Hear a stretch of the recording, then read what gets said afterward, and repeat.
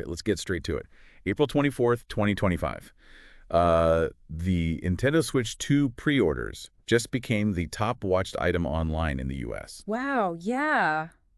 That's pretty I huge. mean, think about that for a second. It really highlights a kind of shift, doesn't it? Definitely. Gaming culture in 2025, it's clearly hitting, well, a new level of mainstream focus. Especially when you see all the buzz around games like Infinity Nikki Online, too. Exactly. Social hubs. So for this deep dive, we figured we should look at Ernest Cline's Ready Player One. You know, the book Mark Zuckerberg recommended a while back. Right, good call. To understand maybe why this moment feels significant. Yeah, and what it tells us about how tech is, shaping our connections today. It's fascinating how this surge in interest for a console reflects gaming's bigger role. It's not just entertainment anymore. No, it's really getting tangled up with how people socialize, how they build communities, especially now in 2025. Totally. So Ready Player One, it gives us this picture of 2045, right? This virtual world, the oasis. The main escape, basically, a central spot for everyone. And the main character, Wade Watts, he's on this big quest inside it. What Cline really nailed, I think, was this idea of gaming as a powerful connector. A place for challenges, sure, but also for building real relationships. Digitally, anyway. And you see echoes of that now, don't you? The anticipation for the Switch 2, it points to just how widespread the desire is for these kinds of shared experiences. Oh, absolutely. And look at the communities forming around games like Infinity Nikki, say, on X.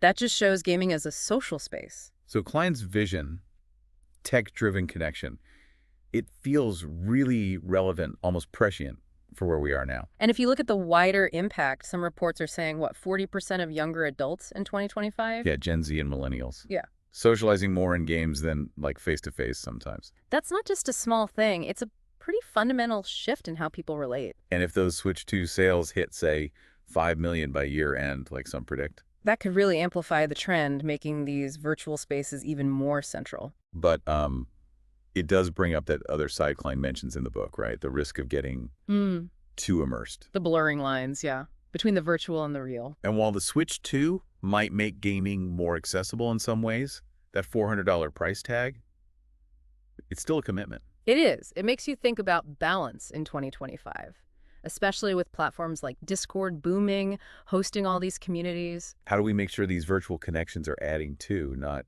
replacing real-world stuff? And that ties in, interestingly, with Zuckerberg recommending Ready Player One back in 2015. Right. His whole focus, especially with Meta, it's been on building out these virtual worlds. Exactly. So the excitement we're seeing now for the Switch 2, the engagement around Infinity Nikki, it probably fits with his vision. Technology helping us connect in new ways. For sure, the potential of these immersive digital spaces, that's clearly something he sees as, well, significant. But the story in Ready Player One itself, it does have that note of caution, doesn't it, about losing touch? Yeah, it's not painting a picture of total detachment as the ideal, I don't think. No, precisely. So that intense interest in the Switch 2 pre-orders back on April 24th, it's more than just hype about a new gadget. It really signals how deeply gaming is now woven into our social fabric. And for you, listening, if you're tracking these tech and cultural shifts, Ready Player One offers this really useful lens, a framework almost for understanding the forces at play.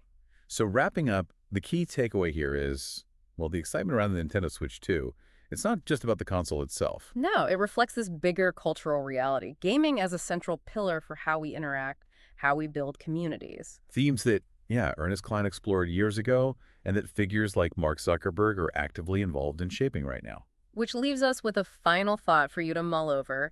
As our virtual lives and our real lives keep blending more and more, what are the long-term consequences? Yeah, for how we actually build meaningful communities, how we keep relationships healthy. How do we navigate this changing landscape to make sure we find, a good balance, something fulfilling,